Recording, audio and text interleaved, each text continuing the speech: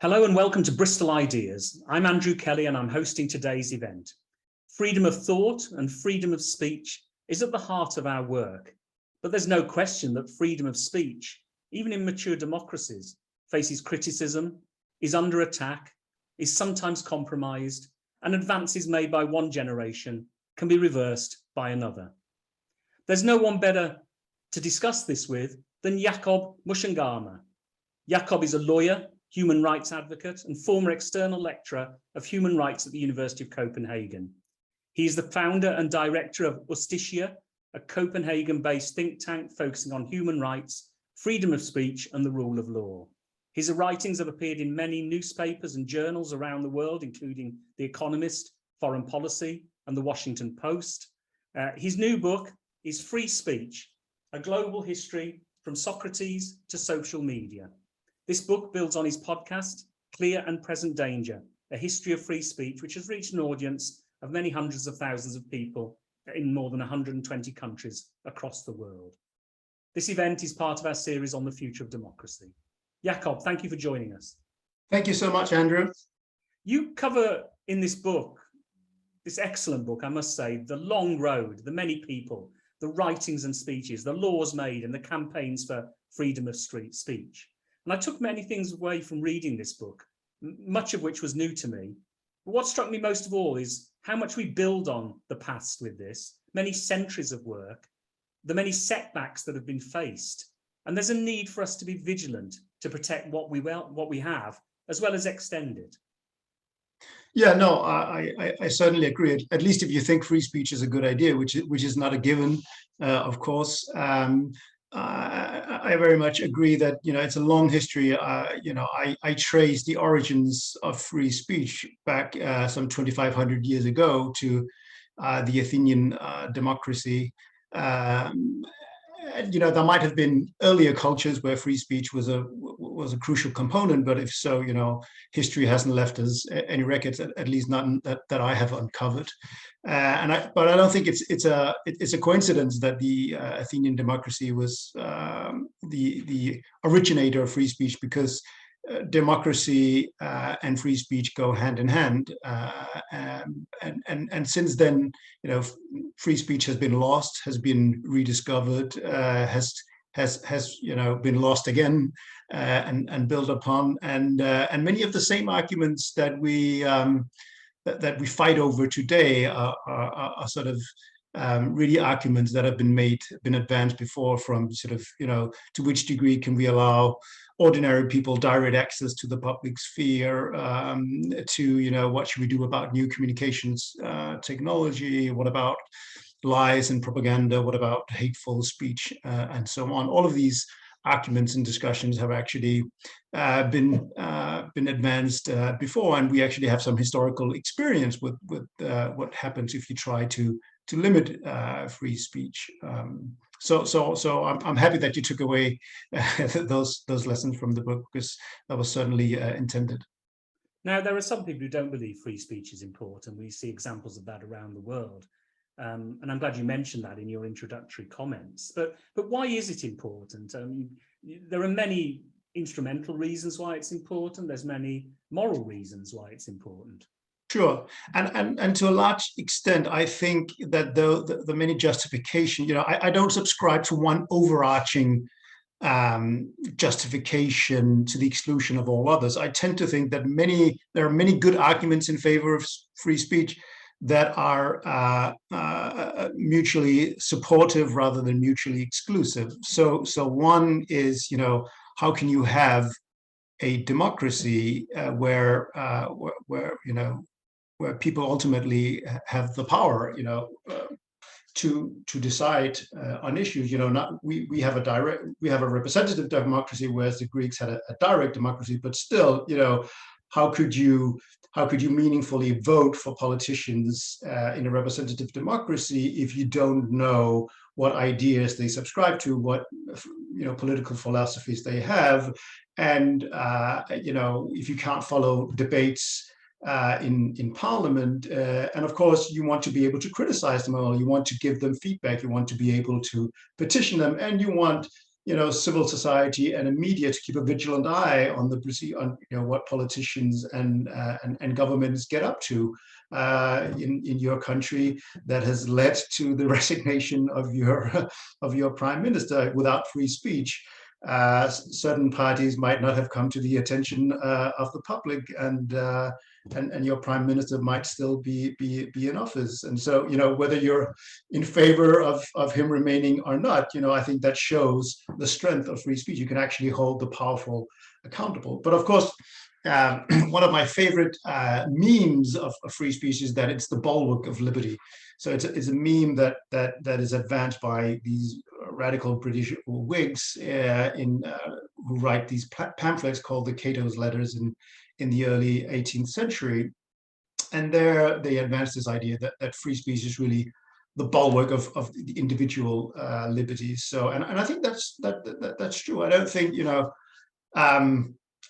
whether you're concerned about social justice, racial justice, torture, privacy, and or climate change, whatever, really your most important weapon is going to be the ability to mobilize others, to create attention for your cause, to criticize those who you believe impede whatever position you want to advance, and you want to be able to persuade your co-citizens to rally them into action.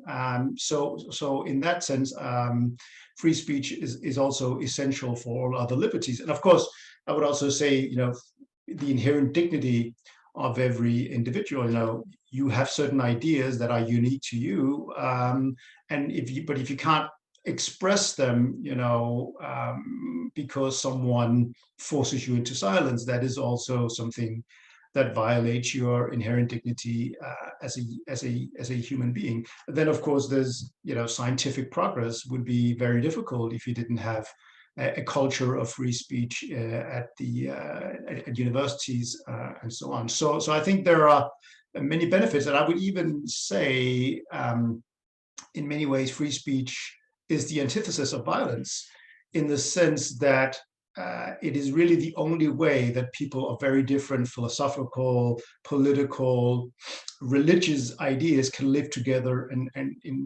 compromise and come to solutions in peace, rather than try to coerce or use force against each other. So I think you need radical free speech to have a pragmatic society where people can compromise and live in peace despite their differences. And then one more aspect of it is, I would say that in many ways, free speech is the most powerful engine of human equality that human beings have ever stumbled upon. So every marginalized, oppressed group, from racial, sexual, religious minorities, to women, have relied on the practice and or principle of free speech to advance their cause, to stake a claim for tolerance and acceptance. And I think the American abolitionist Frederick Douglass said it best. He said, the right of speech is a very precious one, especially to the oppressed. So that was a non-exhaustive list of what I find to be really important justifications for free speech.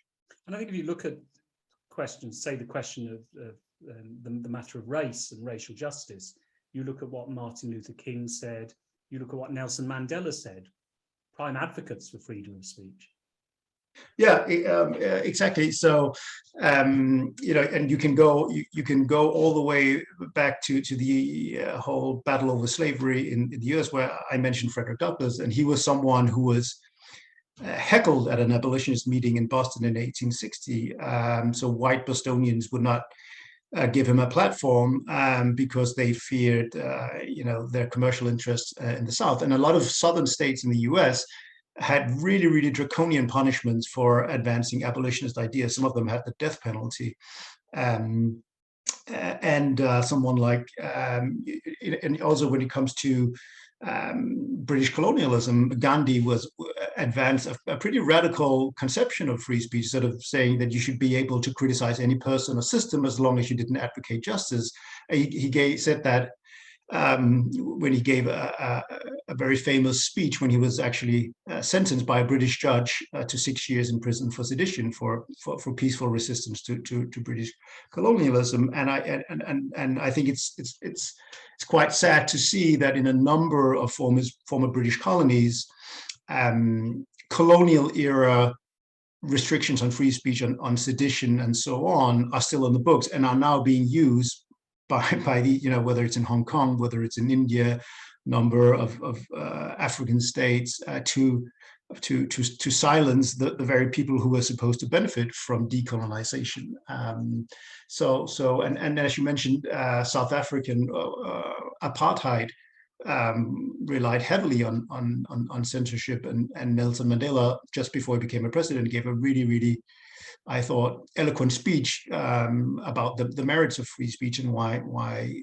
the new South African democracy should build on the fundamental value of free speech. So that, I think, is a common thread throughout history. But maybe I think newer generations don't seem to make that connection to the same degree that those who witnessed the big cultural changes, those in the US, for instance, who still remember the dark days of racial segregation in the South, they I think connect and see that free speech was crucial to the cultural changes that brought about a higher degree of tolerance and racial justice. Whereas today, younger generations, who to a much larger degree take those values for granted, see that free speech can amplify hatred and extremism on social media. And so they, to a certain extent, equate free speech with racism and see it as a threat to minorities, whereas as the history of free speech, I think, shows the opposite, that free speech tends to be on the side of the oppressed and minorities. I want to come back to that point particularly, but I wanted to first of all talk about what are the conditions that make successful change happen? What makes free speech happen? As I was reading your book, I kept a list of the things that came to me in what creates successful free speech. And I couldn't work out in the end which ones were cause and which ones were effect. No. But you talk about a cultural revolution as well as a political revolution. I want to come back to revolution later on, but that's a key point, I think. Yeah, I think that's a really good question. I don't know that I have a persuasive answer. Maybe political scientists and sociologists and anthropologists have better answers than I do. You can make some obvious observations, and mature democracies are much better at respecting free speech, but that sort of goes hand in hand, because what made them mature democracies in the first place? What I would say is I think that a culture of free speech and a culture of tolerance of social dissent is probably more important than how you formulate legal rules, or to the extent that, if you have legal rules, if you have strong legal protections of free speech, for instance, they will not necessarily be enforced or understood in a speech protective manner if you have an intolerant underlying culture. In the UK, for until, I guess, the Human Rights Act, there was no specific protection of free speech, such no constitutional protection. But still, compared to many other places in Europe, there was a larger degree of press freedom in the UK due to a culture of free speech, so that is important. And how does that culture of free speech come about? Well, I think the Dutch Republic is a really interesting example. So even before press freedom becomes a thing in the UK, where censorship is pre-publication censorship is finally abolished in 1695. In the Dutch Republic of the 17th century, you have a comparatively high degree of religious tolerance and press freedom. And I think that has to do with, there's no legal or constitutional protection of press freedom as such, but you have a decentralized authority. So the provinces have a high degree of autonomy. You have a very weak central authority. So if someone is censored in one province, you can skip lines and settle in another province. And also the Dutch were sort of mixed along religious lines. They intermarried, and they were quite open to sort of commercialism. Had a comparatively cosmopolitan culture in cities like Amsterdam. So all these things came together to create a more vibrant public sphere that I think is instrumental to creating the conditions for free speech. But of course, very often, something very dark has to come before. People also have to realize that, okay, either we fight to the death, and someone and one branch of a religion or political ideology gets to win everything and persecute the other, or we accept, perhaps initially grudgingly, that we have to tolerate living with people who have different ideas about religion or politics, and that's another way that can sort of prepare the ground for larger tolerance and ultimately free speech. There's a few other things just to pursue this just a little while, and the Dutch example is a good one. I also took the importance of growing levels of literacy as important. A diverse range of publishers and printers, in fact, which needed to print the material to publish it, and in the UK, the predominantly around London, I guess, the growing use of coffee house culture and debates there and so on. Now, as I said, these might be, you've got free speech and you can do these things, or they contribute to a better atmosphere for developing more freedom of speech in the future. But I think these are important too, aren't they? Yeah, definitely. I think, it's a bit like today, we social media and the internet is still comparatively new, and a lot of people, there's this elite panic about, things are extremely dangerous about what people are saying on social media. And that's sort of something that we see again and again throughout history. And we certainly saw that with pamphlets and radical newspapers and so on. Even into the 19th century in the UK, where, you could go to jail for long stretches of time if you opposed the official religion or advocated universal suffrage.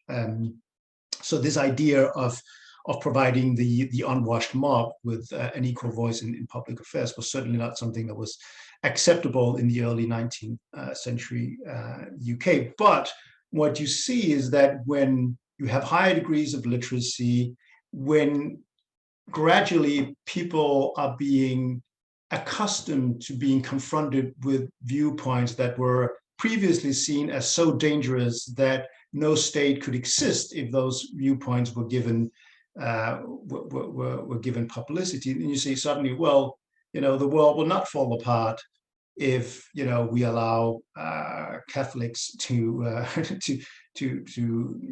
worship publicly, if we allow radicals to voice their ideas and so on. And so you get, when you actually live side by side with people with ideas that you loathe, you get a public sphere that becomes gradually more accustomed to new ideas, and suddenly you don't see such new ideas as posing an existential danger and threat to your values or the social cohesion of the state, as you did previously. So that's another thing. And of course, literacy plays a huge part, because suddenly, when you have a higher degree of literacy, suddenly, ordinary people can start reading and writing for themselves. And if you allow ordinary people access to the Bible, for instance, they're not going to have the exact same ideas. And suddenly you have, a whole alphabet soup of various sects sprouting up with the Reformation. And initially that does not lead to happiness and coexistence, it leads to dreadful persecution. But over time, it's you can actually have a functioning state, even if you have, Anabaptists and Collegians and Unitarians and whatnot living side by side. You don't. Not everyone has to subscribe to religious orthodoxy, and the same thing in politics. You can actually have working class people advocating for social change, and that will not make the state collapse. The other point just on this that I would point to is about the growing urbanization of some of these countries, and how nowadays we see cities, not all cities, and they're not perfect by any means, but as places where you can come to, you can meet other people, you can join debates, you can find perhaps more tolerant area than you've come from. And I was very much taken by, again, the example you give of the great French encyclopedia, the Diderot's encyclopedia, where it was the French cities with the most subscribers to that who were the most innovative and prosperous 100 years after the publication. Yeah, no, and I think that's still sort of the big draw of cities like New York and London and Paris today, is that you go there to meet fascinating people, to be at the sort of cutting edge of ideas and lifestyle and creativity, and that was also the case early on, and that expands your horizon. It gives you new perspectives on life, and that in turn sort of creates a positive feedback loop that opens you to a higher degree of tolerance, and you can take those ideas, those new perspectives, and with greater mobilization, new,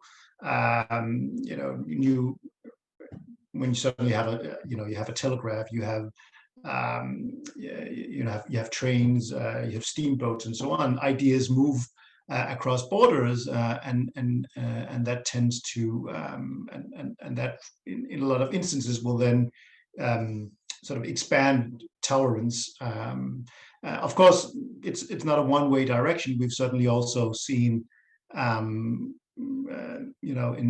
modern times, it's not that once you have a critical mass that accepted free speech, that is certain to hold, because in many ways free speech is a counterintuitive principle to human beings who are perhaps quite tribalist by nature. And so when we sense that our way of life, our ideas, social cohesion, our communities are under pressure, are threatened by the others, then we can revert to pretty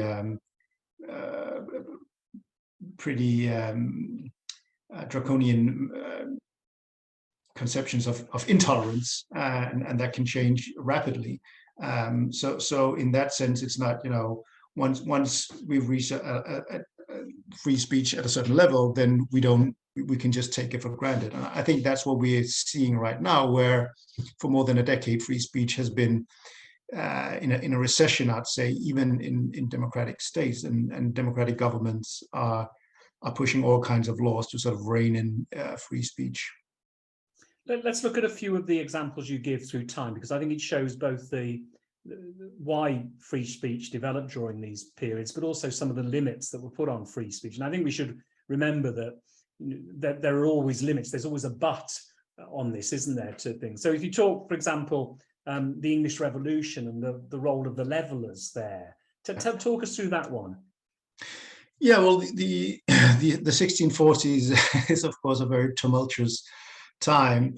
And to a certain, John Milton is the one who is being identified with free speech, or at least press freedom. He's the one who's famous for his Areopagitica of 1644, which argues, which was an unlicensed pamphlet arguing against the reintroduction of pre-publication censorship by Parliament in 1643. But if you read Milton more carefully, you see that he's not in favor of free speech for Catholics or atheists, or he's more or less in favor of free speech for mainline Protestants who are at each other's throats. Certainly not for more sort of radical ideas. He's perfectly fine with book burnings. He's perfectly fine with blasphemy bans, and he ends up serving as a censor under Cromwell. Whereas the levelers are, I think, much more deserving of sort of the free speech mantle during these years. They have pretty radical ideas about universal male suffrage, about universal freedom of conscience, and also oppose both pre-publication and post-publication censorship. There are a few ifs and buts, but on the whole, it's a very radical argument in favor of free speech advanced by the levelers, but one that I think, at least outside the UK, has been forgotten by history. But it's interesting to see that there's a lot of communality between sort of leveler ideas about free speech and democracy, and the ideas that some of the American founding fathers would revive more than a century later, and that become instrumental in the American Revolution and the Constitution, even though that heritage is mostly unacknowledged. So people like John Lilburn, William Walwyn, and Richard Overton, levelers who wrote more than 100 tracts, and many of them touching on free speech, but who suffered pretty sad fates, and were censored and imprisoned and persecuted, and therefore their ideas perhaps did not gain the traction that they might have deserved, at least from a modern point of view. I wanted to come on to the American Revolution next, the bulwark of liberty that was talked about much there. What were the strengths of that and the limits of that when it came to free speech? Yeah, I think the ideas that motivated them certainly came from England, from the UK. So especially Cato's letters, and Cato's letter number 15 on free speech, which created this meme that free speech is the bulwark of liberty, and that sort of went viral in the colonies.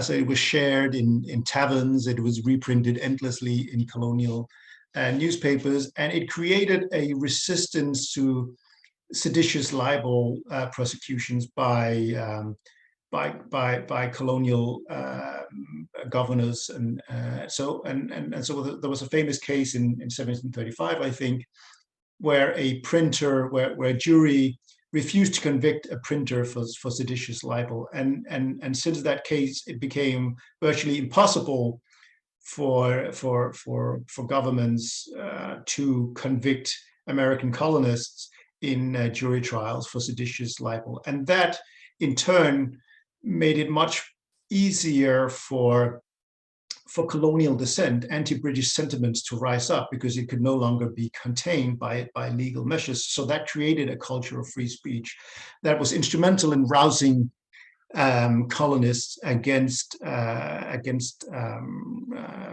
British, sort of starting in the 1760s in earnest, and of course culminating with the American Revolution and the successful, depending on your perspective, end of the Revolutionary War. And then it's interesting that free speech does not play much of a role, in the Constitution. So Madison comes up with, drafts what would become the First Amendment as the Bill of Rights, just sort of an appendix to the original Constitution, which doesn't contain a Bill of Rights. But still, he in his original draft, he mentions the bulwark of liberty, and the bulwark of liberty is mentioned explicitly in the Virginia Bill of Rights. So you quite clearly see these radical Whig ideas were instrumental in shaping American thinking about free speech. But on the other hand, it was also quite clear that their ideas about free speech were much more radical and egalitarian than the British conception of free speech. So the British conception of free speech was a very elitist one, where you distinguish between liberty and licentiousness. And licentiousness almost always meant what elitists found distasteful or dangerous to sort of the class-based structure of British society, and so it was not to provide a voice to sort of the unwashed mob, the commoners, or religious minorities that were deemed beyond the pale. Whereas in America, free speech was seen as instrumental. Power originated in the people, and so the people should be free to chastise those who ruled in their names.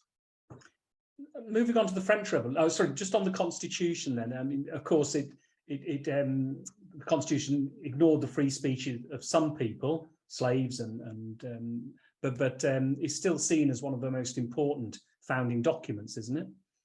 Yeah, definitely. But so, the First Amendment was, for a long period, I don't know if it's still the same case in the US today. I think there's some degree of free speech skepticism in the US now, but it's, maybe the closest thing to a secular article of faith in the US, believe in the First Amendment. But however radical the First Amendment is on paper, which basically says that, Congress shall pass no law that limits, among other things, press freedom and freedom of speech. And it's sort of written in absolutist language. It was not understood to be absolute, but it's written in absolute language. And I think Madison's ideals were pretty radical.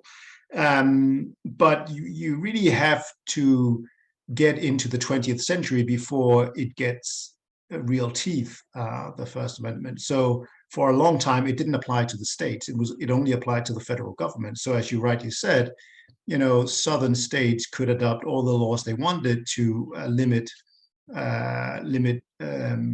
free speech, not only of slaves, but also those who opposed slavery. And the First Amendment had nothing to say about that, because it didn't apply to the states. It only applied to the federal government. And even in the early 20th century, you had a number of Red Scares. You had people put in prison for 10, 20 years for opposing American involvement in World War I. But then you also see a counter reaction to that, and then gradually the First Amendment starts getting more teeth and become quite speech protective, culminating sort of late 50s, 60s, and 70s, and especially with the civil rights movement, that wins a number of landmark cases that dramatically expands the protection of the First Amendment. So it's certainly an important document, though for a long time it was a paper barrier, as Madison might have called it. And not so far away from the American Revolution and War of Independence was the French Revolution, which started with strong advocacy of free speech, but that declined rather rapidly, didn't it? Yes, and I think this goes back to my point about a culture of free speech. So, as I mentioned, there was a long time in America, in colonial America, where de facto there was free speech, because these ideas had migrated from the UK, and it had it was no longer possible to convict people for seditious libel. So people had been accustomed to exercising free speech and saw that as a right. And also there was decentralized authority, so in the various colonies. France, of course, was a much more centralized state, with a union between throne and altar. Catholicism and absolutist rule. Of course, that softened a bit in the 18th century under the impression of the philosophe and the Enlightenment, and censorship became less strict. But nonetheless, you could still sort of, in the 1760s, you still had people being executed for blasphemy, and the like. So there was an outside sort of smaller circles of philosophes who had a right to publish sort of learned ideas. There was no culture of free speech in France comparable to America, and so I think that contributed to why the French Revolution and the revolutionaries could not agree to live and let live, and where ultimately the principle of free speech and its limits became a question of life and death. And so, there was a time where in France you'd be executed for religious heresy, but as the revolution sort of spiraled out of control, and with the terror, then political heresy became akin to a death sentence, and you'd be executed. And I think a huge part of the reason for that was the lack of a culture of free speech. So suddenly the floodgates were all open, and people just disagreed about where the limits should be because they were not accustomed to it. Let's move into the 20th century. And just two examples I wanted to talk about, because we've covered things like civil rights in other questions. The first is about the Weimar Republic and how the rise of Nazism was there, or tried to be avoided. And you're absolutely right, excuse me, in the book to say you shouldn't see German collapse and the rise of Nazism solely through a free speech lens. But nonetheless, there are important lessons, I think, to learn from this, aren't there? Yeah. So I think one of the most used and frequent arguments in favor of limits on extreme speech in contemporary democracies is the rise of Nazism and the collapse of the Weimar Republic. So, this intuitively appealing and logical idea is, if you want to keep a democracy, you have to limit the free speech of the enemies of democracy. That because if you allow them the democratic means to get into power, they'll do away with democracy, and they will. And we saw in Germany what that can lead to. The problem with that argument is that the Weimar Republic, even though compared to what went before it, it had constitutional protection of press freedom and so on, but there were also a number of quite strict limits on free speech in the Weimar Republic. So there was pretty strict censorship of the radio. Nazis and communists could certainly not get on. And as political violence spiraled, emergency laws were adopted. So in German states, in some German states, the governments could administratively suspend newspapers for a couple of months if they spread fake news or attack government officials, and that happened to a lot of Nazi newspapers. Even Hitler himself was banned from speaking in a number of German states. And what happened was that the Nazis used this cleverly to paint themselves as martyrs of being persecuted by the degenerate liberal democracy run by Jews, and paint themselves as martyrs. Someone like Julius Streicher, who was the editor of the sickening anti-Semitic Das Stürme, was sentenced to prison, and on a number of occasions. And what we also saw is that was in Nuremberg, and he was sentenced in prison for these anti-Semitic blood libels that he published in Das Stürme. And in less than a year after that, the Nazis dramatically increased their share of votes in Nuremberg. So that also sort of raises questions about, how effective is censorship in democracies. If you really want to crush the, political dissent, you have to be almost willing to go to Chinese or Soviet lens to do so, and then you lose, the democratic and open nature of your society. And I think one more indictment against the idea that democracy should fight appalling ideas or extreme ideas is that the laws adopted by the Weimar Republic were used by the Nazis when they came into power by democratic means. Even though they never obtained an outright majority, they came into power through democratic means and some machinations. They used these emergency laws and even the emergency provision in the Weimar Constitution to suspend free speech, to adopt laws against fake news, and ultimately completely do away with all civil liberties.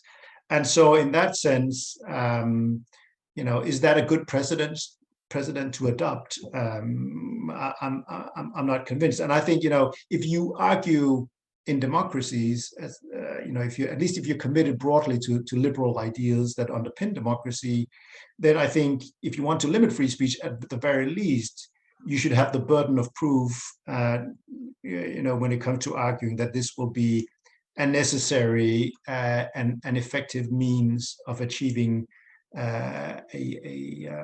your goal. And to me, the history of the Weimar Republic doesn't lift that burden of proof.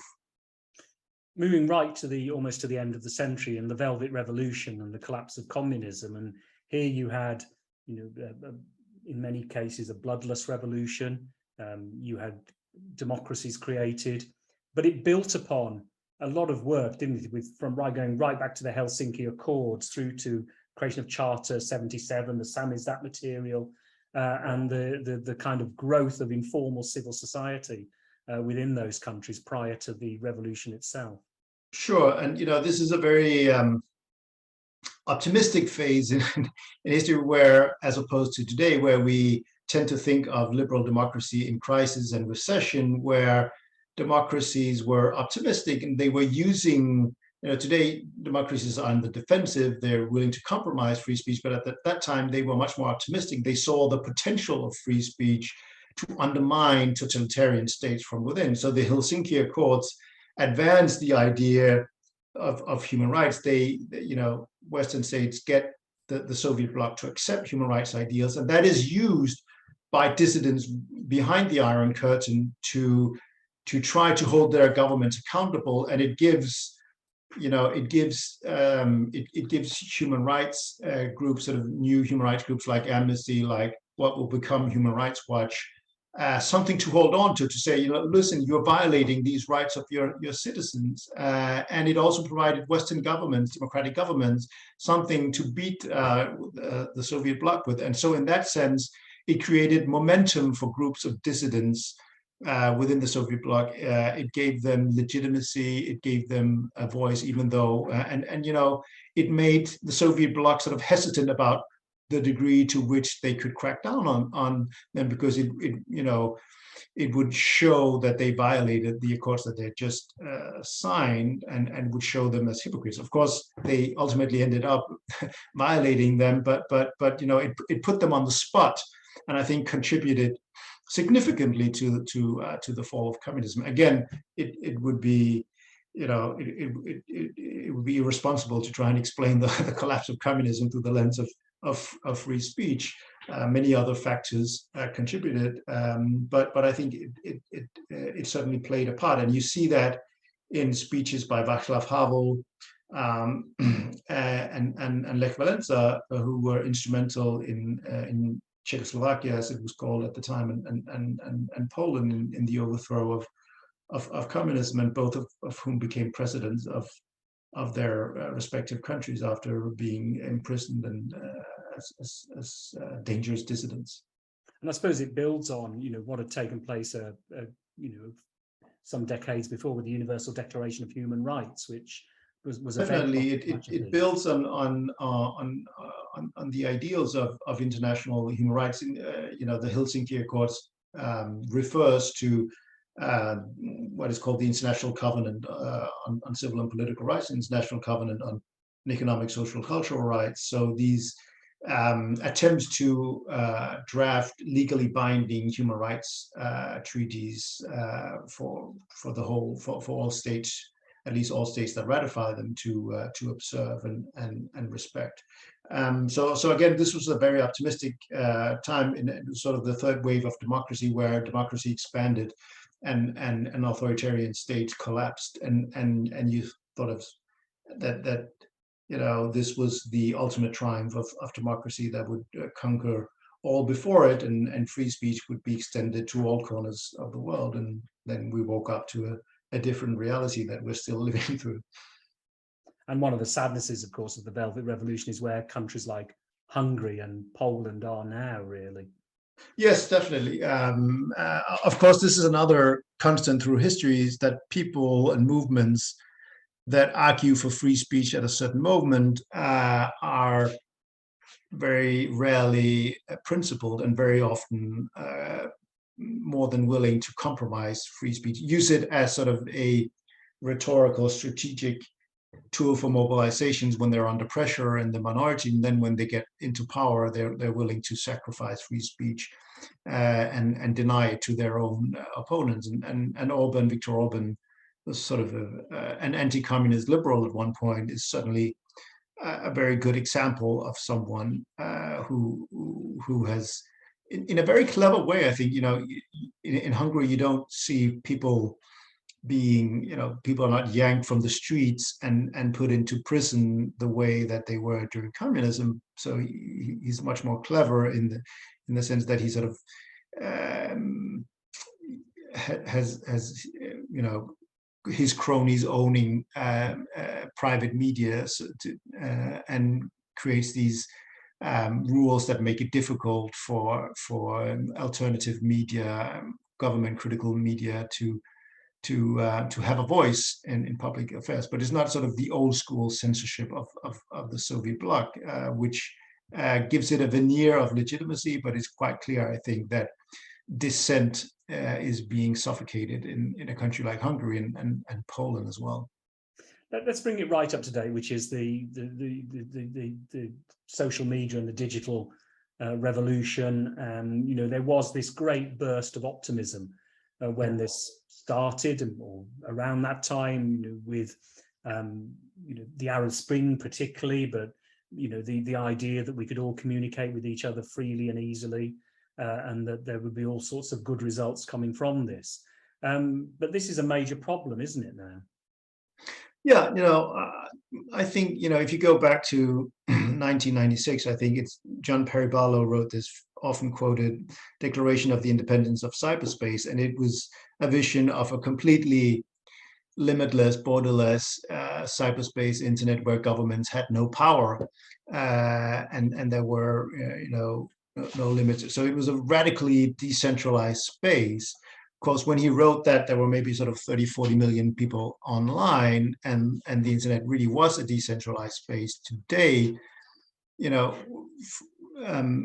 internet is a much more centralized space. So you have huge mega platforms, some of them with billions of users, that act as choke points. So it's a much more sort of vertical and centralized online space than the decentralized and horizontal space of earlier internet. And what we've also seen is a number of, if you thought that the internet and social media would basically make consign censorship to the ash heap of history because it would be impossible to stop information flows, then governments, especially authoritarian ones, have reverse engineered that process and come up with very sophisticated methods of blocking content, of internet blackouts, of mass surveillance, and so on. But even democratic governments, you have your online safety bill in the UK, which is, I think, is a pretty dreadful attempt of reimposing sort of top-down control of the internet. You have the Digital Services Act in the European Union. So even though these are not comparable with sort of what's going on in Russia or China, it's still, I think, compromising the ideals of the internet. Now, of course, it should be admitted that free speech comes with costs and harms, and those harms and costs are amplified and more visible when billions of people have instant access to share information online. And sometimes those harms can be serious, can lead to radicalized people storming the American Congress on January 6th. Probably would not have happened without social media and the internet to sort of radicalize people with crazy conspiracy theories. You can even use the internet, to contribute to genocide, as has happened in a number of countries in Asia. But of course, you could use the radio and pamphlets for the same thing, radio as in Rwanda. So that's not as such a new thing. But I still think, that the benefits of the internet and social media vastly outweighs the harms and costs. But we have to be, I think those of us who are in favor of free speech have to acknowledge that there are harms and costs, and also that even if you did a cost benefit analysis and you were able to show that the benefits outweigh the harm somehow, you have to acknowledge that to some people those harms are very real and very concerning, and so you have to come up with compelling, non-restrictive ways to address those harms. And to be fair, I think much progress has been made. I think it was a terrible mistake by the European Union, for instance, to ban state-sponsored Russian media outlets, because I think there's already, various open source intelligence reporters, digitally forensic reporters already doing a fantastic job in real time exposing, debunking Russian propaganda, showing, war crimes and stuff. And I think so that to me shows that free speech in many ways is a competitive advantage for democracies when fighting authoritarian states. And we shouldn't be so scared of Russian propaganda and disinformation, because we've become much wiser to how it operates and much better at countering it. And I don't think just because they don't have the same degree of input probably in Russia, they're not as good at the game as an open society that is able to collaborate and use all available information. But so more things in that space will need to be done. And I also think that we need to have a more decentralized social media ecosystem, one where users have more control over content rather than big tech corporations calling the shots under pressure from governments and other special interest groups. So lots of work to be done, but I think free speech is part of the solution. And if we discard it, I think we'll find ourselves living in a much less democratic, much less accountable, less just, and much darker place. And Bellingcat, who you mentioned in the book, is one of those organizations which... Yes, I think, they're doing really good. I mean, I don't know how, but it's maybe, a couple of hundred people, freelancers included, and they've already done, a lot to expose the crimes, war crimes, human rights abuses, corruption of the Russian regime. And I think that's much more effective and persuasive than banning Russian propaganda. Also because what we see is that Russian governments and other authoritarian states gleefully point to censorship and repression in democratic states. So, you censor Russian media outlets. Well, we're going to do the same with Western media outlets. They're probably going to do it all the same, but it provides a veneer of legitimacy, and it blurs what I think should be a very sharp dividing line between open democracies on the one hand and authoritarian states on the other. And that is not to say, I can understand why Ukraine will use censorship because it's actually in a war fighting for its survival, even though I think some of the censorship may have gone too far in Ukraine. But you can understand why the Ukrainian government would say, well, you can't communicate about troop movements or the like, because we're actually fighting for our survival. But people in Denmark, are certainly not threatened by Russian propaganda and the same way that Ukrainians are.